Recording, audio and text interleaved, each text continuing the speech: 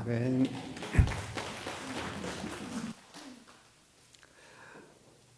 귀한 찬양 감사합니다.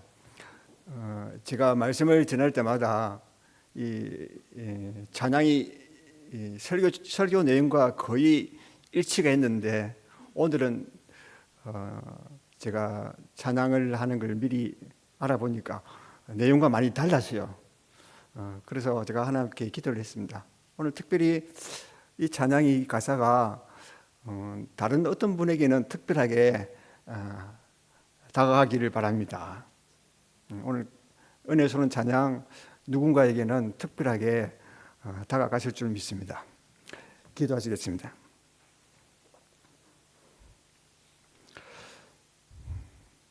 주님 감사합니다. 이 시간 하나님 말씀을 듣기를 원합니다. 우리의 마음을 성령께서 주장하셔서 이 시간 말씀을 잘 깨닫도록 역사하시고 특별히 우리의 완악하고 무딘 마음을 불과 방망이 되시는 하나님의 말씀이 부수고 깨뜨려서 겸손하고 부드러운 마음으로 바뀌어서 하나님의 말씀을 감사함으로 믿음으로 받는 시간 되도록 성령께서 역사하여 주시옵소서. 예수님의 이름으로 기도드립니다. 아멘. 혹시 여러분 설교 제목을 미리 보시고 오신 분 계신가요?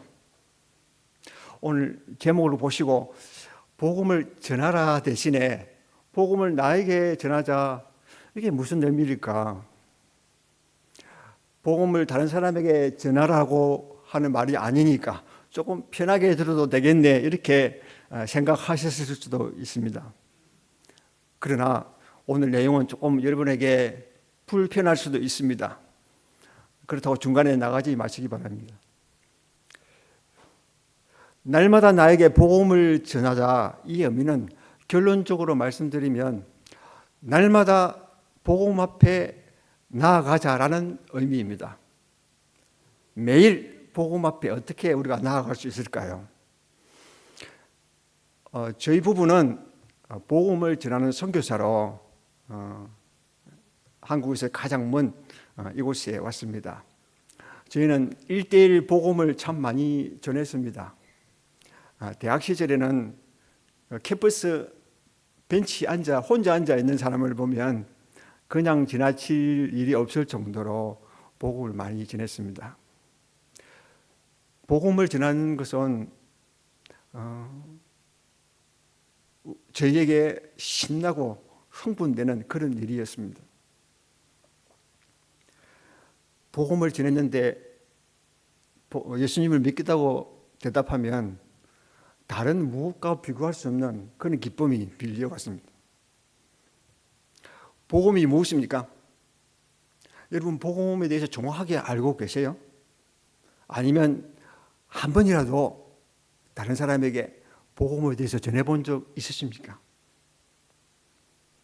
복음은 기쁜 소식, 복된 소식이죠. 굿뉴스, 부에나 노티시아. 여러분에게는 어떤 소식이 가장 기쁜 소식입니까? 월급이 오를 때, 아니면 주식이 오를 때, 또 내가 응원하는 축구팀이 이겼을 때. 출산을 앞둔 부부에게는 임신 소식이 가장 기쁜 소식이었을 것입니다. 부모들에게는 자식의 근심거리가 하나 해결되면 정말 기쁩니다. 그렇지만 어떤 이들에게는 기쁜 소식이라고는 하나도 없는 어둡고 긴 터널과 같은 시간을 지나고 계시는 분도 있을 것입니다. 계속해서 밀려오는 경제적인 압박감, 쉴 새 없이 찾아드는 육신의 고통, 또 여러 가지 이유로 기쁨이라고는 생각할 수 없는 그런 분도 아마 계실 것입니다. 우리가 어떠한 상황에 처했든지 이 시간, 짧은 시간이지만 기쁜 소식인 복음에 대해서 한번 생각해 보면서 기쁨을 좀 회복하는 시간이 되면 좋겠습니다. 누가복음 2장에는 목자들이 밤에 밖에서 양떼를 지키는 장면이 나옵니다. 그때에 천사들이 와서 목자에게 말합니다. 누가복음 2장 10절, 천사가 이르되 무서워하지 말라. 보라, 내가 온 백성에게 미칠 큰 기쁨의 좋은 소식을 너희에게 전하노라. 오늘 다윗의 동네에 너희를 위하여 구주가 나섰으니 곧 그리스도 주시니라. 천사가 목자들에게 전해준 기쁜 소식은 무엇입니까? 예수님이 탄생한다는 소식이죠. 오랫동안 메시아를 기다린 목자들에게, 두려움에 쌓인 목자들에게 이 소식이 가장 큰 소식이었습니다. 물론 우리에게도 가장 큰 기쁨의 소식이죠.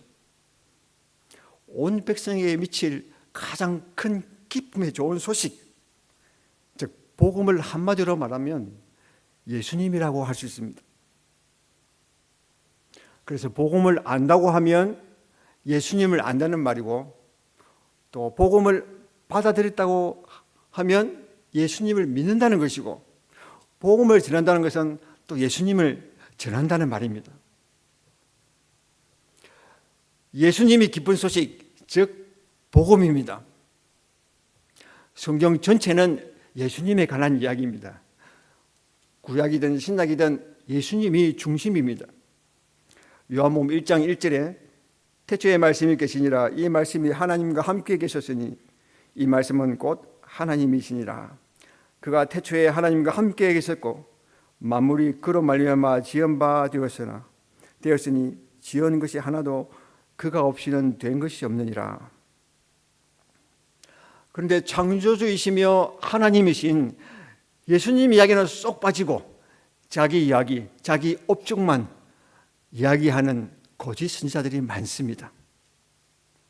여러분 속지 마시고 잘 분별하시기 바랍니다. 오늘날 가짜가 너무 많습니다. 가짜는 다른 것이 조금 섞인 것을 말합니다. 제가 반찬 하느라고 참기름을 2숟갈 넣었더니 냄새가 나지 않습니다. 우리는 그 참기름에 다른 것이 많이 섞인 줄 알면서도 참기름을 사서 먹습니다. 한두 방울만 떨어뜨려도 고소한 냄새가 나는 참기름을 찾기가 어렵기 때문입니다. 뉴스도 가짜 뉴스가 난무하고 심지어 얼굴도 가짜가 많습니다. 제가 몇 년 전 한국에 방문했을 때 아들과 함께 치과에 볼 일이 있어서 제일 번화가인 서울 강남에 간 적이 있습니다. 지하철역에서 밖으로 나와서 빌딩을 보니까 5층인가 6층인가 그랬어요. 1층 빼고 전층이 다 성형외과였습니다. 이름만 다른 성형외과가 있었습니다. 더 놀라운 것은 주위를 둘러보니까 각 빌딩마다 성형외과가 간판이 더 많았습니다. 여러분 다 진짜 얼굴이죠?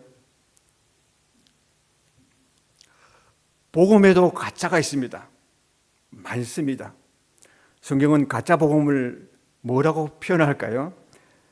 갈라디아서 1장 7절에 다른 복음은 없나니 다만 어떤 사람들이 너희를 교란하여 그리스도의 복음을 변하게 하려 함이라. 그러나 우리나 혹은 하늘로부터 온 천사라도 우리가 너에게 전한 복음 외에 다른 복음을 전하면 저주를 받을지어다. 가짜 복음, 즉 다른 복음은 복음이 아닙니다. 다른 것이 섞여 있어 우리를 혼란스럽게 하는 것은 다른 복음입니다. 그런데 다른 복음으로 우리를 유혹하고 현혹시키는 사람들이 주위에 너무 많습니다. 예수님 믿으라고 교회 나갔더니 자기가 예수라고 이야기합니다. 문제는 그들에게 쉽게 속아 넘어간다는 것입니다. 분별력이 없기 때문입니다. 저는 지금은 복음을 전하는 일보다 제가 전하는 복음에 불순물을 제거하는 일을 더 중요하게 여기고 있습니다. 그래서 지금 새로 다시 읽고 있는 책이 미국제 복음주의를 경계하라. 예수님 믿으면 잘 삽니다. 예수님 믿으면 성공합니다. 예수님 믿으면 복 받습니다. 이거 복음 아닙니다. 어떤 사람들은 신비한 체험이 동반되어야 한다고 사람들을 앞으로 불러도 줄줄이 세워놓고 넘어뜨리기까지 합니다. 이 말을 한 대 맞은 사람들은 꼬꾸라져서 바닥에 대굴대굴 구릅니다. 이것도 복음이 아닙니다. 그런 기도는 받지 마십시오. 복음은 그렇게 저급하지가 않습니다. 성령은 그렇게 소란스럽게 우리에게 임하지 않습니다. 신비한 체험을 쫓지 마십시오. 혹 여러분 중에 다른 복음을 믿거나 가르치거나 전도하는 사람이 있으면 당장 멈춰야 합니다. 성경은 다른 복음을 전하는 자들을 향해 이렇게 경고합니다. 마태복음 23장 15절 화 있을진저 외식하는 서기관들과 바리새인들이여 너희는 교인 한 사람을 얻기 위하여 바다와 육지를 두루 다니다가 생기면 너희보다 배나 더 지옥 자식이 되게 하는도다. 오늘날 그리스도인들이 이 복음을 분별 없이 받아들인 결과 교회와 교회 안에 세상적인 요소들이 많이 깊숙이 들어와 있습니다. 기복주의, 고지론, 성공주의, 심리학, 마케팅, 신비주의, 실용주의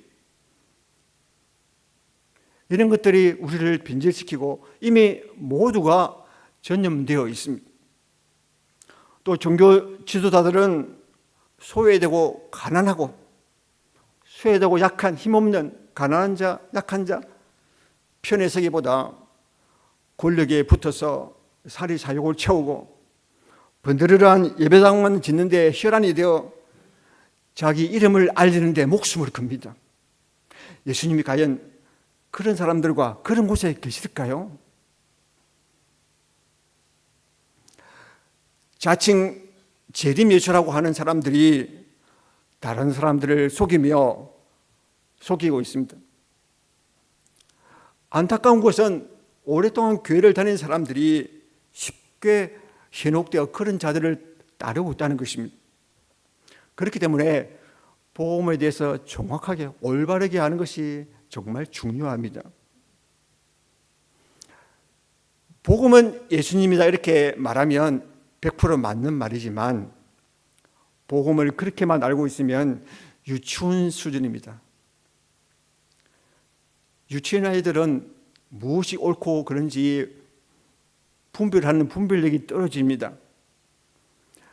속이는 자가 나쁜 자이지만 쉽게 속아 넘어가는 것도 얼마나 어리석은 일입니까? 복음을 바르게 하는 것이 그만큼 중요한 것입니다. 축구 선수들이 제일 많이 하는 훈련이 뭔지 아시죠? 체력 훈련과 패스 연습입니다. 기본기가 가장 중요하기 때문에 그렇습니다. 복음은 우리 신앙의 가장 기본기입니다. 오늘은 제가 여러분에게 기본기를 말씀드릴 것입니다. 너무 쉽다고 우습게 보지 마시기 바랍니다. 메시도 매일 밥만 먹고 하는 일이 패스 연습입니다. 오늘 보면 로마서 6장 23절은 복음을 아주 간단하게 소개하고 있습니다.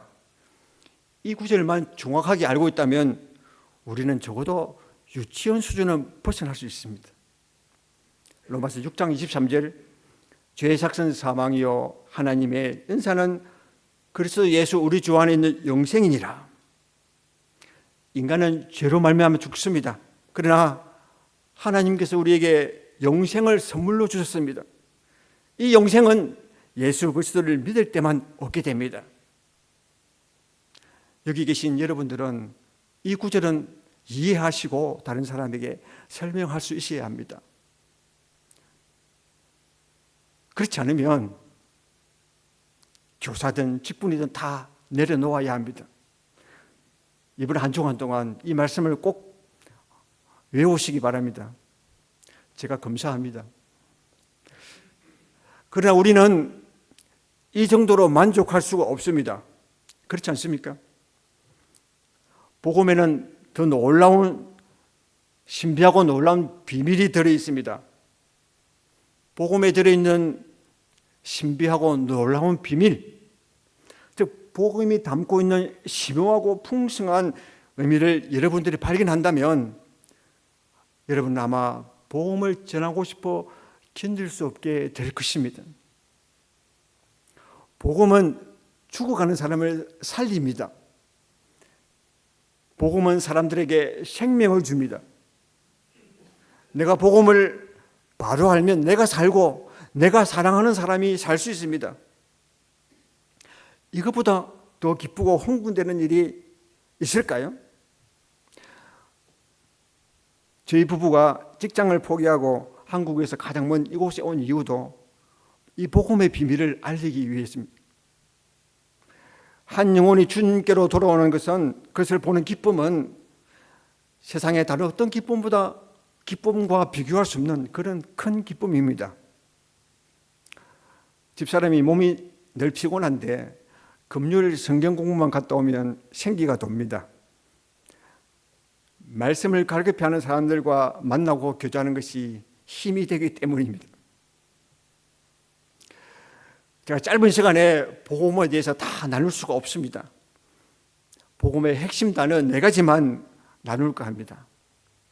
죄, 예수 그리스도, 십자가, 은혜. 다 아는 내용이잖아요. 실망하셨죠? 그래서 제가 아까 기본기가 중요하다고 미리 말씀을 드렸습니다. 제가 장담하건대 이 4가지 복음의 단어에 대해서 정확한 의미를 알고 계시는 분이 그리 많지 않을 것입니다. 여러분 들으시면서 신앙의 기본기를 한번 점검해 보시기 바랍니다.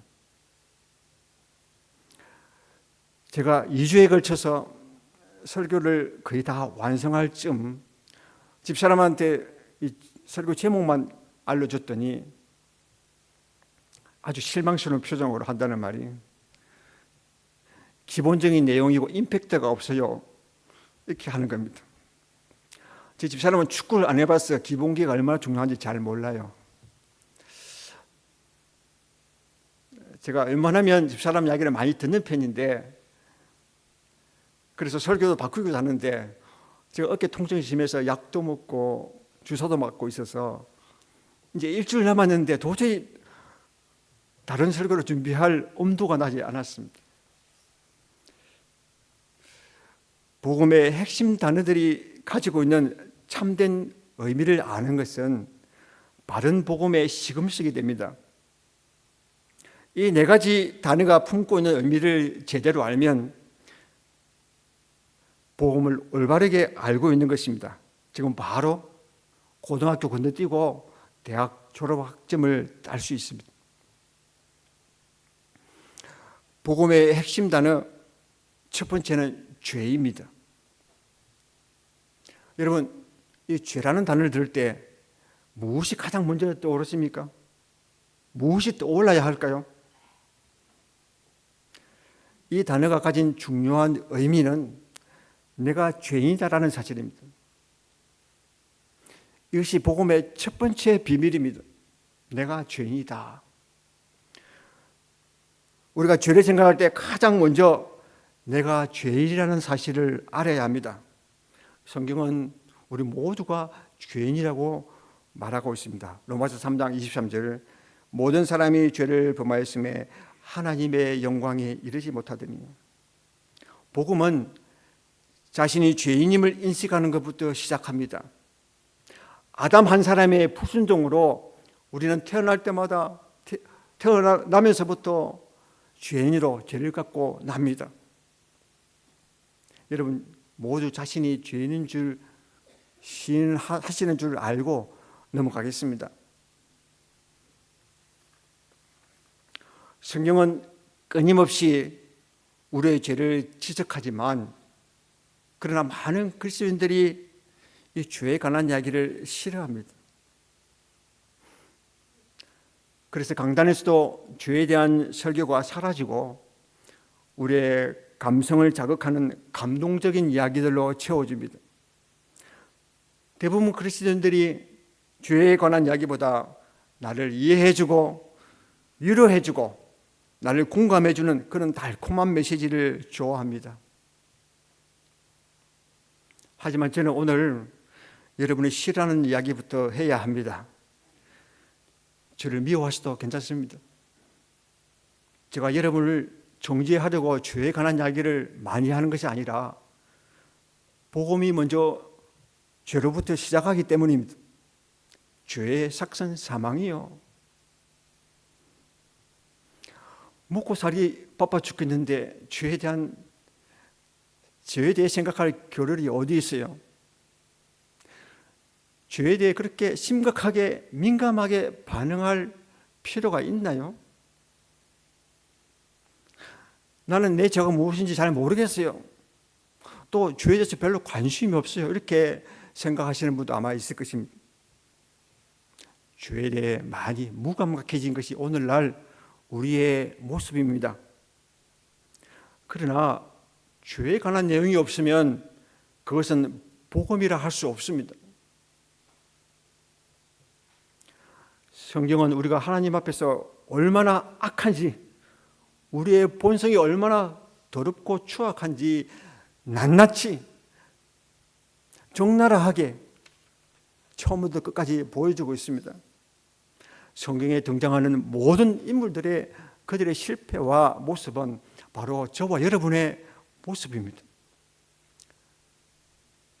목숨이 이태로워지자 자기 아내를 2번씩이나 팔아먹었던 아브라함, 자신의 육신의 종욕을 채우고자 죄를 범하고 그것을 감추려고 살인까지 서슴지 않았던 다윗, 남편을 5번이나 바꾸고 지금도 다른 남편과 살고 있었던 사마리아 여자, 예수님 앞에 인정받으려고 큰 소리 쳤다가 잡히게 되자 예수님을 3번씩이나 부인했던 베드로의 모습, 예수님이 그를 찾아갑니다. 그를 회복시키시고 다시 회복되자 베드로의 관심은 여전히 자기의 경쟁자 요한에 대한 관심뿐입니다.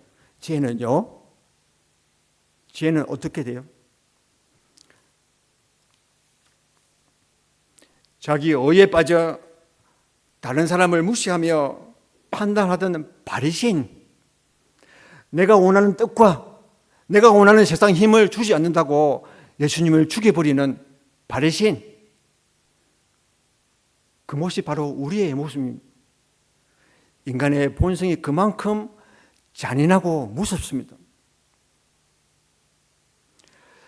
창조주 하나님을 떠난 인간의 죄악된 본성은 하루에도 수십 번씩 우리 속에서 불쑥불쑥 튀어나옵니다.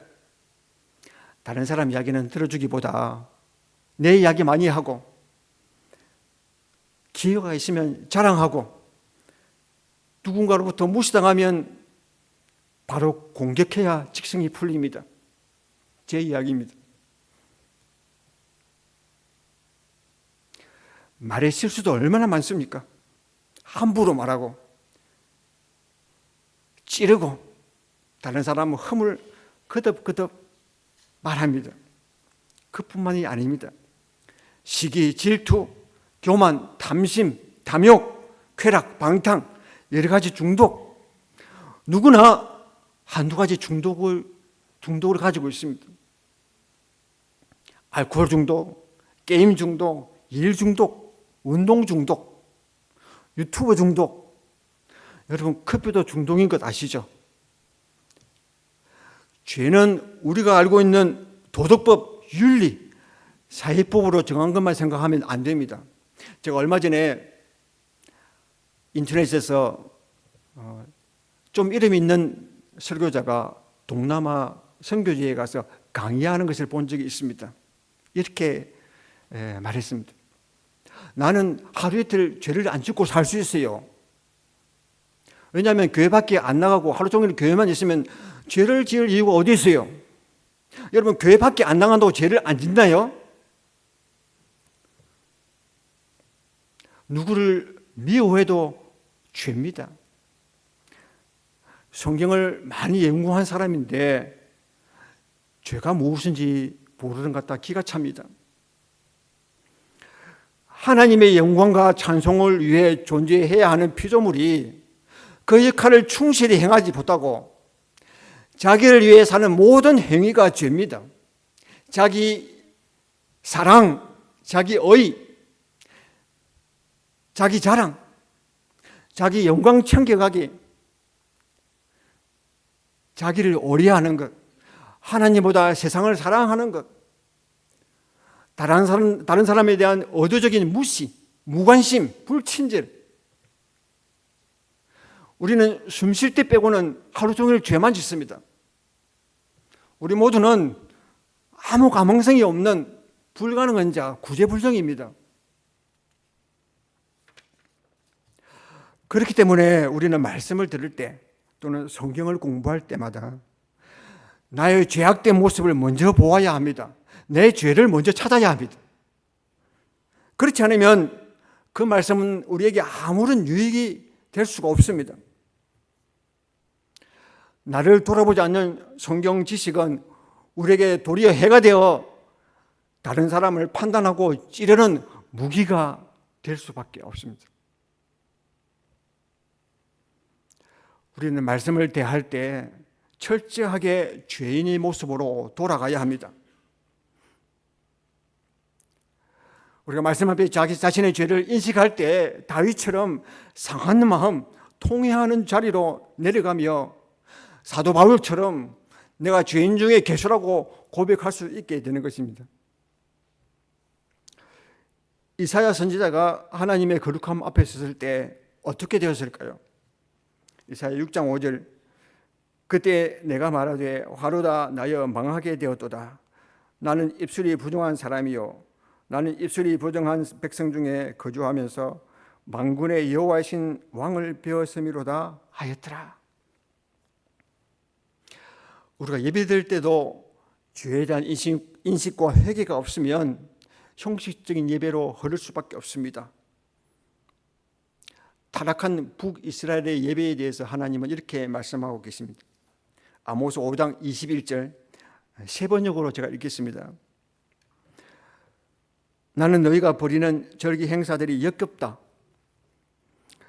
너희가 송해로운 모여도 도무지 기쁘지 않다. 너희가 나에게 번제물이나 곡식 제물을 바친다 해도 내가 그 제물을 받지 않겠다. 네가 화목제로 바치는 살찐 짐승도 거들떠 보지 않겠다. 시끄러운 너의 노래소리를 나의 앞에서 집어치워라. 너의 검은고 소리도 나는 듣지 않겠다. 너희는 다만 공의가 물처럼 흐르게 하고 정의가 마르지 않는 강처럼 흐르게 하리라. 오늘날 우리에게 하시는 말씀 같지 않습니까? 그렇기 때문에 우리는 하나님 앞에 나올 때 자신을 돌아보아야 합니다.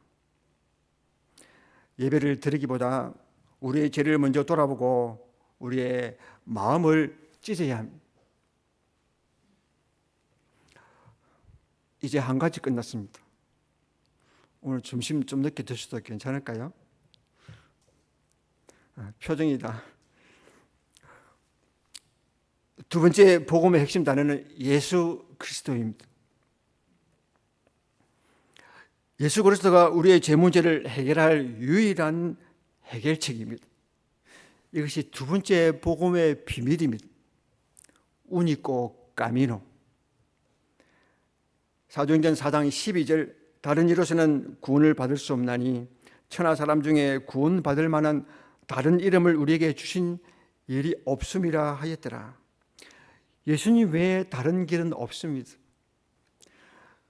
예수님에다 조금만 더해도 가짜입니다. 다른 복음입니다. 예수님만이 우리를 대신해서 죽으셨기 때문입니다. 예수님이 내 죄를 짊어졌기 때문입니다.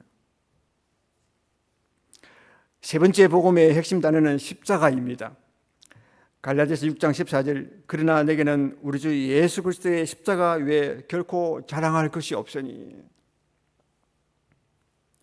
십자가는 예수 그리스도의 죽으심, 보혈을 상징합니다.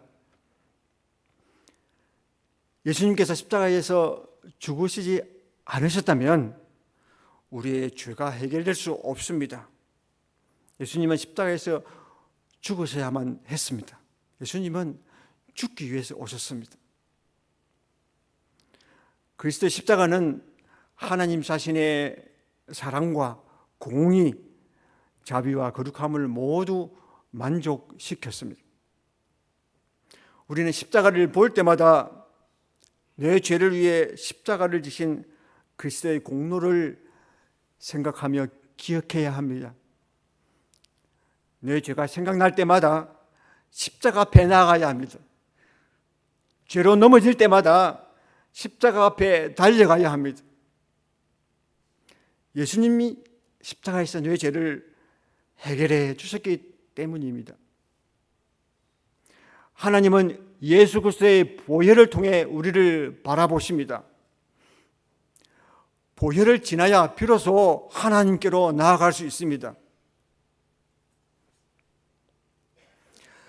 복음의 핵심 단어 네 번째는 은혜입니다. 저는 은혜라는 말을 참 좋아합니다. 여러분도 제일 많이 사용하는 단어가 아마 은혜일 겁니다. 제 카톡에는 오직 은혜로 솔라 그라티아 이렇게 적어 놓았습니다. 우리는 주로 어떤 일에 감동했을 때 은혜 받았다고 이렇게 말을 합니다. 이렇게 표현합니다.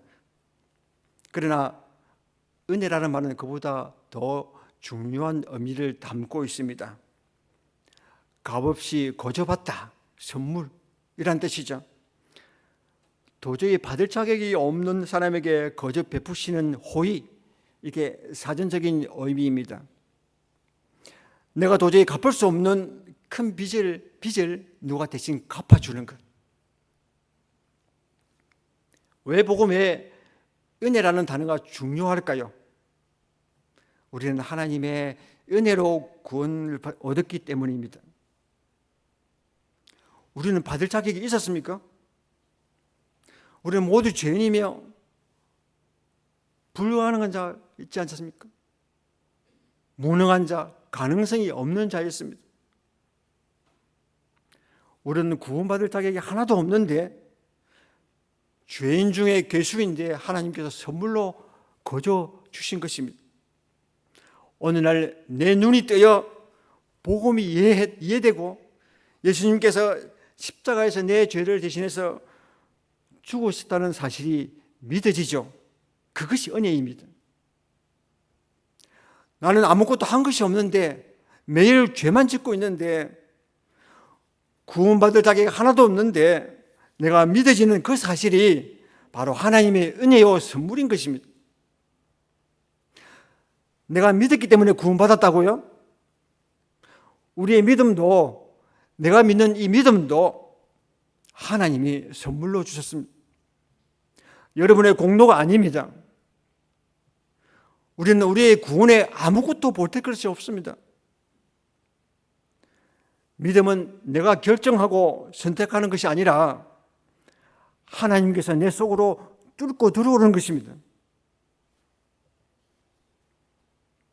우리가 아무리 하나님을 피해 도망 다녀도 고집을 부려도 성령께서 우리 속에 뚫고 들어오시면 우리는 항복할 수밖에 없습니다. 믿음은 하나님의 부르심에 대한 우리의 응답인 것입니다. 물에 빠져 허우적거리는 여러분에게 하나님께서 내민 손을 잡는 것이 믿음입니다. 물에 빠져 허우적거리며 죽어가는 자가 자기에게 내민 손을 잡는 것이 무슨 공로가 될 수 있겠습니까? 구원은 우리의 행위로 절대 얻을 수 없습니다. 오직 하나님의 은혜입니다. 에베소 2장 8절 네가 그 은혜를 인하여 믿음으로 말미암아 구원을 받았으니 이것이 너에게서 난 것이 아니요 하나님의 선물이라. 행위에서 난 것이 아니니 이는 누구든지 자랑하지 못하게 함이라. 받을 자격이 없는 나에게 선물로 주신 이 은혜의 복음을 깨닫는 순간 내 속에서 감사와 찬양이 터져 나올 수밖에 없습니다. 이것이 복음의 큰 비밀인 것입니다. 이 비밀은 초대받은 자만 누릴 수 있는 영광입니다. 오늘 본문 골로새 1장 6절, 이 복음이 이미 너희에게 이르매 너희가 듣고 참으로 하나님의 은혜를 깨달은 날부터 너희 중에서와 같이 또한 온 천하에서도 열매를 맺어 자라는도다. 예수님을 믿는 여러분은 이 복음의 비밀을 깨달았습니다. 굳이 이 비밀을 이제 감추려고 하지 않으셔도 됩니다. 이 복음의 비밀을 여러분 깨닫고 하나님의 은혜와 감격 속에서 살고 계십니까? 아니면 구원을 위해 뭔가 보태려고 힘쓰고 애쓰고 계십니까?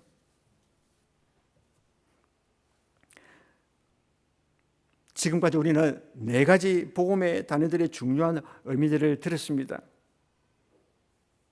죄로 말미암아 죽어 있던, 영적으로 죽어 있던 내가 예수 그리스도로 말미암아 생명을 얻게 된 것은, 영생을 얻게 된 것은 오직 하나님의 은혜임을 알게 되었습니다. 예수 그리스도만이 오직 유일한 구원자이십니다. 왜냐하면 십자가에서 내 죄를 해결해 주셨기 때문입니다. 그래서 이 복음이 은혜의 복음입니다. 우리가 복음을 생각할 때마다 가야 할 최종 목적지는 바로 하나님의 은혜를 깨닫는 것입니다. 본문으로 돌아와서 결론적으로 날마다 나에게 복음을 전하라는 말은 날마다 십자가 앞에 나아가서 나의 죄를 사해 주신 하나님의 은혜를 깨달으라는 말입니다. 우리는 하나님의 은혜를 날마다 깨달을 수 있습니다. 왜냐하면 날마다 넘어지기 때문입니다. 우리는 넘어질 때마다, 죄가 생각날 때마다 십자가 앞으로 나아가기만 하면 됩니다. 죄를 깨달을 때마다, 내 죄가 폭로될 때마다 십자가 앞으로 나아가십시다. 죄의 자백과 회개는 우리의 실패를 담당하신 그리스도 십자가 앞으로 우리가 나아가도록 역사하십니다. 오늘 저는 여러분들에게 복음을 전하라고 하지 않습니다. 다른 사람에게 복음을 전하기 전에 내가 복음을 통해 하나님의 은혜를 먼저 깨달아야 합니다. 복음을 통해 하나님의 은혜를 이미 깨달은 자는 가만히 있을 수가 없습니다. 나에게 복음을 전하는 것은 내가 죄인임을 깨닫는 것부터 시작합니다. 말씀을 들어도, 말씀을 읽어도, 성경을 많이 연구해도 죄에 대한 깨달음이 없다면 결코 하나님의 은혜를 경험하는 대로 나아갈 수가 없습니다. 하나님의 거룩함 앞에서 자신의 모습이 어떠한지 바로 보는 자에게 하나님의 은혜가 크게 임하는 것입니다. 로마서 5장 20절, 죄가 더한 곳에 은혜가 더욱 넘쳤나니, 자신의 죄를 깨닫는 만큼 하나님의 은혜를 더 크게 경험할 수 있습니다. 기도하시겠습니다.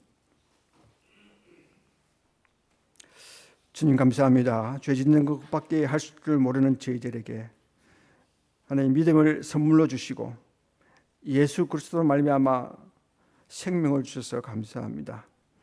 성령께서 우리의 죄를 깨닫게 해주실 때마다 십자가 앞에 나가서 하나님의 크신 은혜를 깨닫는, 하나님 크신 은혜에 감격하고 감사하는 저희들 되도록 도와주시옵소서. 예수님의 이름으로 기도드립니다. 아멘.